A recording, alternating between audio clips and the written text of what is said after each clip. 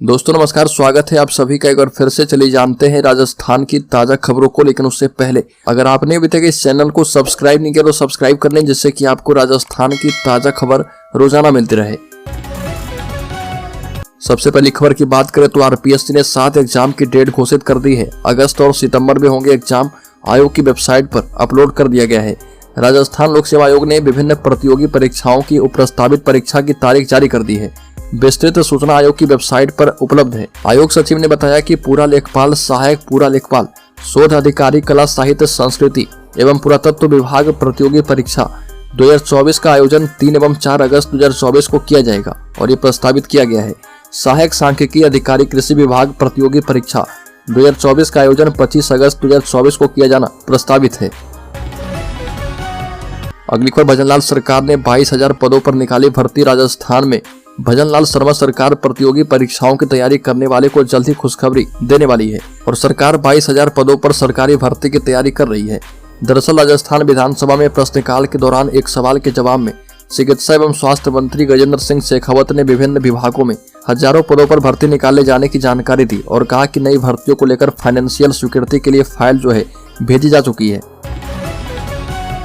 अगली खबर, 12 फरवरी को रामलला के दर्शन करने जाएंगे मुख्यमंत्री भजनलाल। मंदिर प्रशासन से आया है न्योता। रामलला की प्राण प्रतिष्ठा के बाद अयोध्या में भक्तों का सैलाब उमड़ पड़ा है। इसी बीच खबर आई कि प्रदेश के मुख्यमंत्री और कैबिनेट रामलला के दर्शन करने जाएंगे।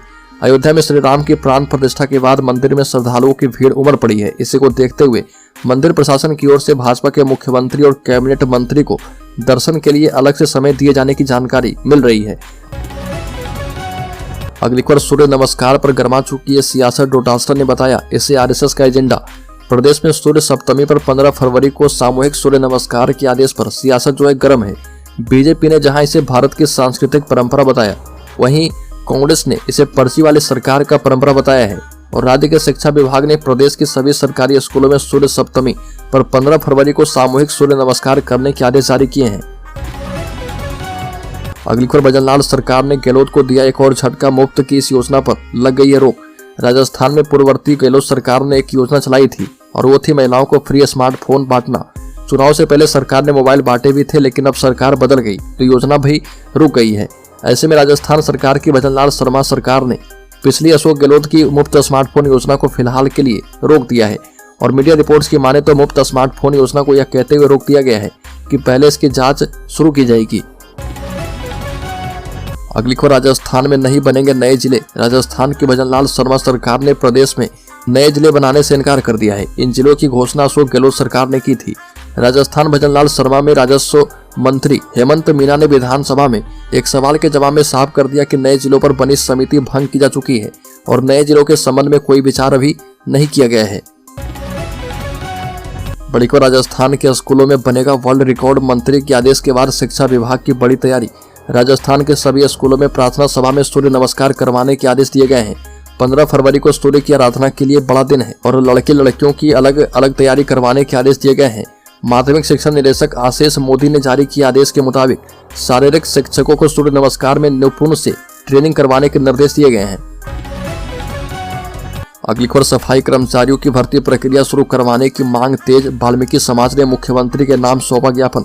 सिरोही जिले में वाल्मीकि समाज के प्रतिनिधि मंडल ने उपखंड अधिकारी कार्यालय पहुंचकर अधिकारी को मुख्यमंत्री भजनलाल शर्मा के नाम ज्ञापन सौंपा है। इसके जरिए सफाई कर्मचारी की भर्ती प्रक्रिया शुरू करवाने की मांग की गई है।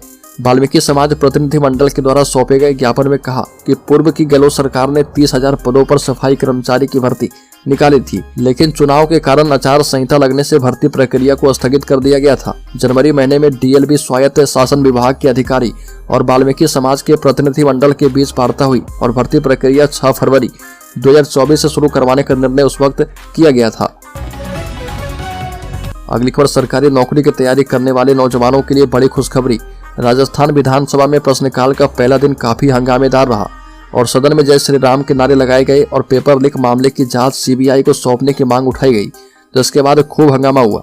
लेकिन इस बीच सरकारी नौकरी की तैयारी कर रहे नौजवानों के लिए अच्छी खबर भी आई है। एक सवाल के जवाब में राजस्थान के चिकित्सा मंत्री और स्वास्थ्य मंत्री गजेंद्र सिंह शेखावत ने जल्द ही विभिन्न पदों पर भर्तियां निकाले जाने का ऐलान किया है। बड़ी खबर, मुख्यमंत्री भजनलाल शर्मा सरकार का बड़ा फैसला। रिटायर्ड कर्मचारियों अधिकारियों की सेवाएं समाप्त। राजस्थान में भजनलाल सरकार एक के बाद एक बड़े फैसले कर रही है। पहले सरकार ने संविदा के रूप में ली जा रही सेवानिवृत्त अधिकारियों कर्मचारियों की सेवा समाप्त कर दी थी। अब नगरीय विकास एवं स्वास्थ्य शासन विभाग के अधीन निकायों में सेवानिवृत्ति उपरांत समेकित पारिश्रमिक संविदा पे माइनस पेंशन अथवा अन्य किसी भी माध्यम से कार्य करने वाले सेवानिवृत्त कर्मचारियों अधिकारियों की सेवाएं समाप्त कर दी है और यूडीएच मंत्री झावर सिंह खर्रा के निर्देश पर ये आदेश दिया गया है। अगली खबर, राज्य में ड्रोन की मदद से अवैध खनन माफियाओं पर पुलिस का शिकंजा। 1050 टन बजरी का स्टॉक किया गया जब्त। राजस्थान के मुख्यमंत्री भजनलाल शर्मा ने पद संभालते ही अवैध खनन माफिया भूमाफियाओं के विरुद्ध सख्त कार्रवाई करने के निर्देश दिए थे। इसी सिलसिले में पुलिस की तरफ से अवैध खनन माफियाओं पर शिकंजा कसने के हर संभव प्रयास किए जा रहे और अवैध खनन पर ड्रोन से निगरानी की जा रही है। ड्रोन से वीडियोग्राफी करने के तुरंत बाद जो है टीम की तरफ से कार्रवाई कर दी जाती है। अवैध खनन को जब्त करने की कार्रवाई भी की जा रही है। अगली खबर, ओपीएस एनपीएस पर असमंजस में फंसी है भजनलाल सरकार, लेना पड़ा है ये बड़ा यू टर्न। प्रदेश में सत्ता बदलने के बाद से कर्मचारियों में ओल्ड पेंशन स्कीम को लेकर बनी उलझन। कृषि विभाग की ओर से जारी सहायक कृषि अनुसंधान अधिकारी के नियुक्त आदेश के बाद और भी बढ़ गई है। इस नियुक्ति आदेश में अंशदायी पेंशन योजना लागू करने का जिक्र था। इस आदेश के सोशल मीडिया पर वायरल होते ही कर्मचारी संगठनों ने सरकार को घेरना शुरू कर दिया है। कर्मचारी के आक्रोश को देखते हुए सरकार ने यू टर्न लेते हुए आदेश जारी करवाया कि नियुक्ति पत्र में लिखे बिंदु संख्या 2 यानी पेंशन के मामले को विलोपित समझा जाए। बड़ी खबर, राजस्थान के मुख्यमंत्री भजनलाल शर्मा इस समय बड़े एक्शन में हैं। वो लगातार कोई ना कोई बड़े फैसले लेने से चूक नहीं रहे। ऐसे में एक बार फिर से एक बड़ा फैसला किया है और रिटायरमेंट के बाद संविदा पर काम कर रहे लोगों की नौकरियां खत्म कर दी है। मीडिया रिपोर्ट्स की माने तो आदेश राजस्थान के नगरीय विकास विभाग की ओर से जारी किए गए हैं। इस फैसले के मुताबिक राजस्थान में प्रदेश भर के विकास प्राधिकरण, नगर सुधार न्यास, नगर निगम, नगर पालिका और नगर परिषदों में लगे सेवानिवृत्त कर्मियों की सेवाएं समाप्त कर दी गई है। अगली खबर, राजस्थान में अवैध मीट की दुकानों पर चला बुलडोजर, कई को थमाया गया नोटिस। राजस्थान में भाजपा की नई सरकार बनने के बाद अवैध मीट की दुकानों पर कार्रवाई जारी है और इस कड़ी में कोचिंग सिटी कोटा में प्रशासन ने कार्रवाई की है और यहां निगम प्रशासन ने खुले में मांस की बिक्री करने वाले कई दुकानों पर जेसीबी चला दी है। साथ ही कई दुकानों को नोटिस थमाया है। दरअसल राजस्थान सरकार खुले में मांस की बिक्री और अतिक्रमण को लेकर लगातार एक्शन में है। जनप्रतिनिधियों के द्वारा खुले में मांस की बिक्री और अतिक्रमण के खिलाफ कार्रवाई के लिए की जा रही मांग पर कार्रवाइयां शुरू है।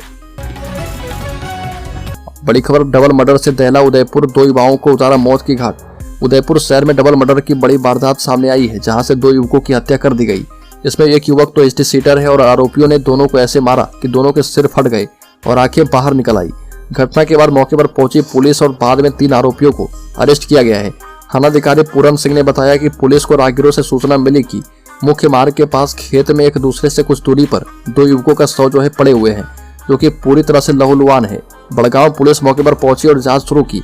दोनों शवों की पहचान उदयपुर शहर के मीरा नगर निवासी तेज सिंह और शहर के धना मंडी थाने के एसटी सीटर सोनू घाची के रूप में की गई है।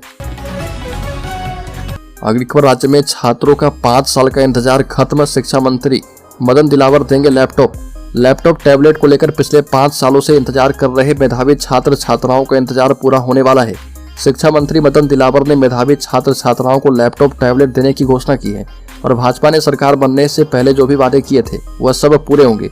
5 सालों से प्रदेश के 1.25 लाख से अधिक छात्र छात्राएं लैपटॉप के इंतजार में हैं, लेकिन कोरोना काल और पिछली सरकार की अस्पष्ट नीति के कारण छात्रों को 5 साल में लैपटॉप टैबलेट नहीं मिले हैं, लेकिन अब बटेंगे। अगली खबर, फ्रांस के राष्ट्रपति इमैनुअल मैक्रों 2 दिन के राजकीय दौरे पर भारत आए हैं।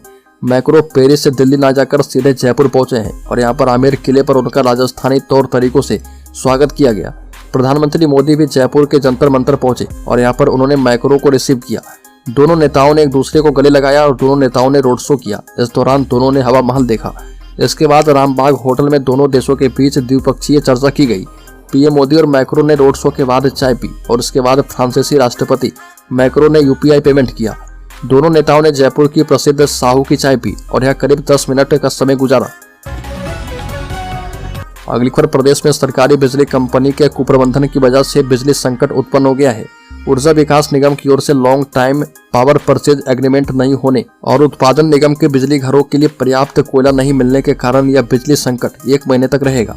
वर्तमान में बिजली की डिमांड 17,000 मेगावाट तक पहुंच गई है।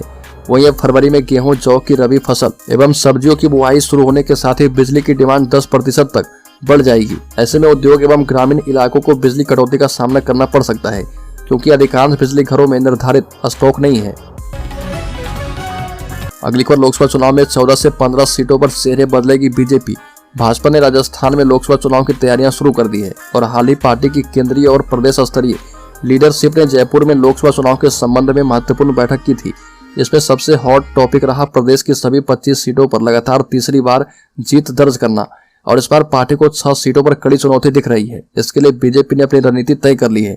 जिन सांसदों को विधानसभा चुनाव लड़वाया गया था उनकी सीटों पर लोकसभा चुनाव में चेहरे बदले जाएंगे, और सूत्रों की माने तो मौजूदा 24 में से 14-15 सीटों पर चेहरे जो हैं बदले जा सकते हैं।